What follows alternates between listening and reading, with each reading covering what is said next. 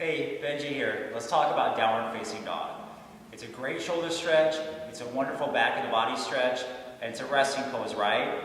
Well, if your dog is busy barking more than resting, then you've stopped at the right video, and I want to give you some pointers on how to set up your dog and refine it, modify it a little bit, so that you can enjoy the shoulder stretch and you can rest in your yoga practice in downward facing dog. So the first thing we're going to do is we're going to talk about the setup. With the setup, starting with your hands, you're going to spread your fingers and you're going to grip the mat. You're going to grip the mat shoulder width apart. And by gripping it, I mean palming it like you would palm a basketball. By starting from the center of the palm out, create a suction cup from the palm and grip. From there, take your shoulder blades, press them against the rib cage, and spread them open and pull them down. So you'll feel the shoulder blades really active and press. And as you set up, you'd be on your mat at this point, like such. I want you to rotate your arms, externally rotate your arms open.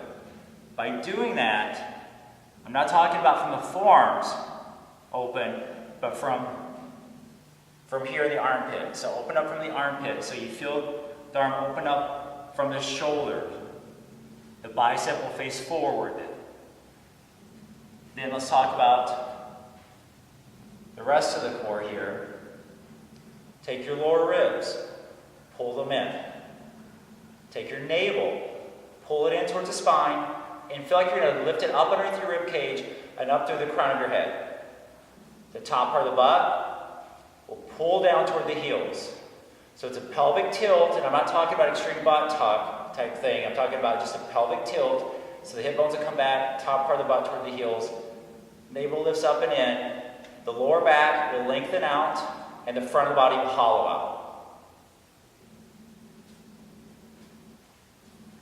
Then you'll walk your knees back behind your hips. And then from there, you'd press your hips up and back. So if I were to just press to plank, the hands and feet are basically the same distance apart. In a plank as they are a downward facing dog. So that you just press your hips up and back. From that downward facing dog, once you're up here, you'll sink the top of the arm bones into the shoulder sockets. Make sure your neck is nice and long. Then you'll root in your heels from the front of the ankles, pressing them in, pressing your legs straight, lifting the hamstrings up toward the ceiling. Energetically, at that point, pull the feet in toward the hands. And then think about having a slight inward spiral at the inner thighs.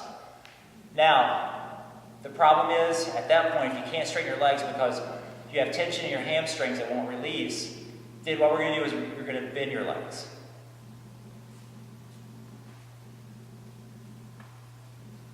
So really bend your knees at this point, but still drive the heels down through from the front of the ankles there. And still pull the feet forward. And as you loosen up in your yoga practice, and you begin to press your legs towards straight, make sure you drive them back, as opposed to forward.